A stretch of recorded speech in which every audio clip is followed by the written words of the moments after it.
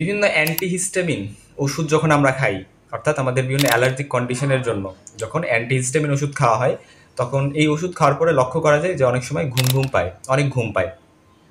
তো এটা কেন হয়? এটার পেছনে কারণ হচ্ছে যে হিস্টামিন এই জিনিসটা কিন্তু শুধু অ্যালার্জির সাথে অ্যাসোসিয়েটেড না।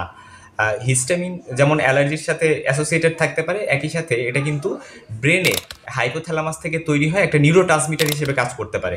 হিস্টামিন যে কাজটা করে যে আমাদেরকে জাগ্রত রাখতে কিন্তু হেল্প করে, এই যে যে নিউরোট্রান্সমিটারটার কথা বললাম।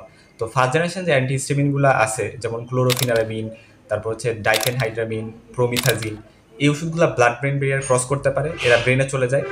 এবং ব্রেনে চলে গিয়ে এরা কিন্তু হিস্টামিন H1 রিসেপ্টর যেগুলো আছে, সেই H1 রিসেপ্টরগুলোকে ব্লক করে, অর্থাৎ অ্যান্টি হিস্টামিন হিসেবে কাজ করতেছে, এবং ফলে বেশি বেশি ঘুম হয়, সেডেশন হয়। এবং অপরদিকে সেকেন্ড জেনারেশনগুলো যেহেতু ব্লাড ব্রেন ব্যারিয়ার ক্রস করতে পারে না বললেই চলে, এই জন্য এরা খুবই কম ঘুম করে। হ্যাঁ, এই জন্য কিন্তু আমরা ফার্স্ট জেনারেশন অ্যান্টি হিস্টামিন দিব নাকি সেকেন্ড জেনারেশন অ্যান্টি হিস্টামিন দিব, এটা ডিপেন্ড করে হচ্ছে আমি কি পার্সেন্টার ঘুম হোক এটা চাই কিনা। যেমন আমরা যারা স্টুডেন্ট আছি, আমাদের তো পড়াশোনা করতে হবে, আমাদের তো জাস্ট সারাদিন সেডেশন হলে চলবে না। সো এই জন্য আমাদের স্টুডেন্টদের জন্য কিন্তু first generation anti histamine suggested না, রাইট? তো আমাদের জন্য তো সেকেন্ড জেনারেশন বেটার অপশন। সেরকম আসলে ডিসাইড করতে হয়। যেমন ড্রাইভার যারা, এদের ক্ষেত্রে কিন্তু first generation is not a good choice, এদের বেশি ঘুম পাবে। সো এদের জন্য অবশ্যই সেকেন্ড জেনারেশন বেটার চয়েস।